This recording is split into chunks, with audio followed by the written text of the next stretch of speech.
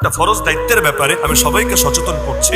যদিও এটা ফরজ অনেকে হয়তো জানে, তবে এটা এমন একটা ফরজ কোন মাযহাবের কেউ, এমনকি যারা মাযহাব মানে না, তারা অস্বীকার করতে পারবে না। ইসলামের ফতোয়া হলো মুসলমানদের কোন ভূমি, 1 বিঘত ভূমিও যদি কাফেররা দখল করে নেয়, যতদিন পর্যন্ত সেটাকে পুনরুদ্ধার না করা হবে ততদিন পর্যন্ত ধাপে ধাপে সমস্ত মুসলমানের উপর জিহাদ ফরজ থাকে। মানে কি, যে প্রথমে তার পার্শ্ববর্তী মুসলমান, তারা না পারলে তাদের পার্শ্ববর্তী মুসলমান, তারা না পারলে তাদের পার্শ্ববর্তী মুসলমান, আল আকরাব আল আকরাব, এভাবে গোটা দুনিয়ার সকলের উপর জিহাদ ফরজ হবে। এবার আমাকে বলেন, আরাকান মুসলমানদের ভূমি ছিল, সকলের জানা আছে। এক সময় স্বাধীন রাজ্য ছিল, মিয়ানমারের অংশ না, স্বাধীন রাজ্য ছিল ব্রিটিশ আসার আগে। ব্রিটিশ এমনকি এখানে মুসলিম শাসক ছিল, একদম ইনসাফের সাথে শাসন করেছে, এমন রেকর্ডও আছে। পরবর্তীতে ব্রিটিশরা দখল করার পর যাওয়ার সময় স্বাধীনতা দিয়ে যায় নাই, মিয়ানমারের অংশ বানিয়ে দিয়ে গিয়েছে। ইতিমধ্যে আলহামদুলিল্লাহ দেশটা কিন্তু অনেকটা স্বাধীনতার কাছাকাছি, জানেন তো সকলে, দেশটা স্বাধীনতার কাছাকাছি। কারণ মিয়ানমারে তো সরকার নাই, সরকার তো জেলে, ওই অং সান সুচি, আর আর্মির দখলে দেশ। কিন্তু আর্মিরও মোটামুটি রাখাইন রাজ্য, আরাকান মানে রাখাইন, বর্তমান নাম রাখাইন, হাতছাড়া হয়ে গিয়েছে। ওদের সদর দপ্তর আরাকানে যেটা আছে দখল করে নিয়েছে বিদ্রোহীরা।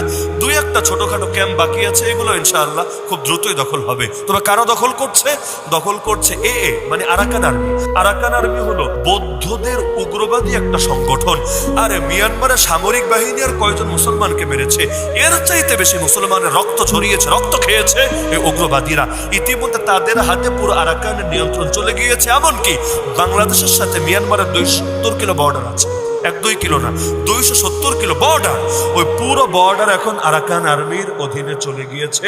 মংডু বাংলাদেশের সীমান্তের সাথে লাগোয়া যে জেলা, সম্পূর্ণ ওদের দখলে। এখানে সরকারের বা সামরিক জান্তার কোনো ধরনের কোনো দখল নাই, কোনো হাত নাই। এখন এই যে উগ্রবাদীরা দেশটা দখল করলো, উগ্রবৌদ্ধরা, তাহলে এখান থেকে কি বোঝা যাচ্ছে? আমাদের রোহিঙ্গা ভাইয়েরা তাদের দেশে ফিরে যেতে পারবে, তাই না? এটা বোঝা যাচ্ছে।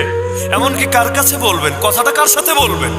ওই সরকার থাকলে সরকারের সাথে বলতেন, সরকার নাই, সামরিক বাহিনীর সাথে কথা বলে লাভ নাই, তার কন্ট্রোলে নাই। আর কন্ট্রোলে আছে যাদের, এরাই তো রক্ত ঝরিয়েছে, এরাই তো রক্ত খেয়েছে। আর সবচাইতে বড় কষ্টের জায়গা, ইতিমধ্যে কয়েক কোটি ডলার তাদের পেছনে ইন্ডিয়া ঢেলেছে। এমনকি ইন্ডিয়া ওদের সেফ জোন মিজোরাম সহ বিভিন্ন জায়গায় ওদের ঘাঁটি তৈরি করে দিয়েছে, ওদেরকে সর্বোচ্চ ভাবে সহযোগিতা করছে। এটা তো বোঝেনি, কারণ কোনো একটা বিদ্রোহী, আরাকান আর্মি 2009-এর দিকে সম্ভবত পথ চলা শুরু করেছে মাত্র 26 জনকে নিয়ে। এখন তারা হাজার হাজার অস্ত্র, বাংলাদেশ আর্মির কাছে নেই এমন বহু অস্ত্র তাদের হাতে চলে গিয়েছে। কেমনে গেল?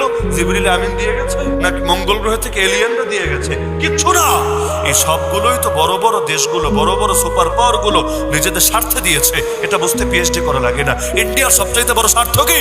সবচাইতে বড় স্বার্থ হলো ওরা তো 7 সিস্টার্স বাঁচাতে হবে। 7 সিস্টার্স মানে 7 বোন না, 8টা রাজ্য, 8টা রাজ্য বাঁচাতে হবে। 8 রাজ্যের গলা আবার বাংলাদেশের হাতেই আছে, চিকেন নেক। এই পাশ আর ওই পাশ থেকে টান দিলে গলা থাকেই না। ইতিমধ্যে বাংলাদেশের সাথে সম্পর্ক ভালো যাচ্ছে না, এখন খালি দখলের হুমকি দেয়। একবার বলে চিটাগাঙে নিয়ে যাবে, চিটাগাঙে পাহাড়ি সন্ত্রাসীরা আছে, এইগুলাও সেই দামি দামি অস্ত্র। আরে বাঙালি অস্ত্র পায় থেকে আবার হামলা কইরা চলে যায় বর্ডারের ওপারে, আর্মিও পারে না ধরতে, বিজিবিও পারে না ধরতে। এই যে বারবার ভালো লাগলে পেজটাতে ফলো দিয়ে নিবে।